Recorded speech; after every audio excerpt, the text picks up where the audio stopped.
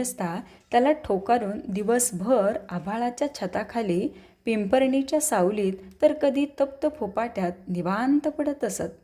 बरोबर कोणी पाहिजेच असे नाही.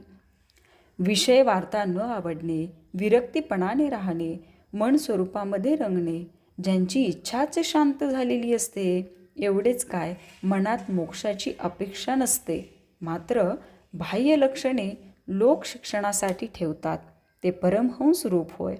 अर्थात ही सारी लक्षणे बाबांच्या ठायी होतीच होती. आश्रमधर्म पाळतो पण विधीचा दास होत नाही. स्वधर्म कर्तव्यात करतो पण कर्मटपणा मुळीच नसतो. शिवाय कर्मातील अवस्था बाळगून कोणताही विधिनिवेश न बाळगता अहेतुक कर्म करतो तो परमहंस होय. श्री महाराज स्वतः ब्राह्मण, क्षत्रिय, वैश्य, शूद्र या चारी वर्णाश्रमांचे प्रतीक होते. चारी वर्णाश्रमातील सर्व कर्मे त्यांनी केली, पण ही जमीन खरेदी नाही, मग त्यावर बांधकाम कसे करायचे? हे झाड अमक्याचे आहे, मग तोडायचे कसे? हा श्रीमंत आहे, त्याला शिवी कशी द्यावी? असा विचार त्यांनी कधीच केला नाही. उलट जे करावे वाटले ते पूर्णत्वाला नेले. पण हे नेहमी नाही, तुम्ही सर्वांनी केले, मी कोण कुठल्या झाडाचा पाला, असे ते स्वतःला संबोधायचे.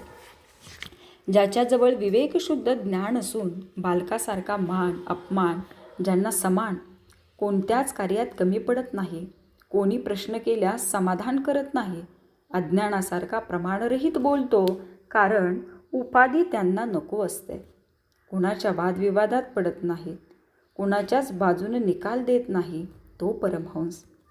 महाराजांच्या ठायी ज्ञानाचा अथांग सागर होता, पण ज्ञानाचा अहंकार नव्हता. पूर्वायुष्यात त्यांना मारले, हकलून दिले, पण त्याचा राग लोक धरला नाही. उलट जगताला सुख आनंदच दिला.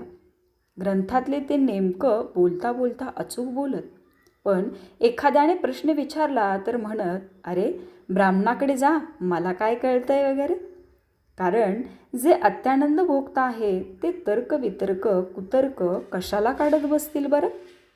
फार तर तशी वेळ आली तर कोणी हसू नये, कुणी रडू नये, असा न्याय त्यांचा होता. निंदक निंदा करोत, अपमान करोत, तिरस्कार करोत, हे सारे ते सहनच करतात, कारण त्यांना ठाऊक असते या प्राणात आपणच आत्मा ओतला करीत आहे. पण आपल्या हालचालीने जीव मात्राला अपाय होऊ नये म्हणून हातपाय हलविताना काळजी घेतो तो परमहंस. लोक त्यांना वेडा म्हणाले, चिंध्यापीर म्हणाले,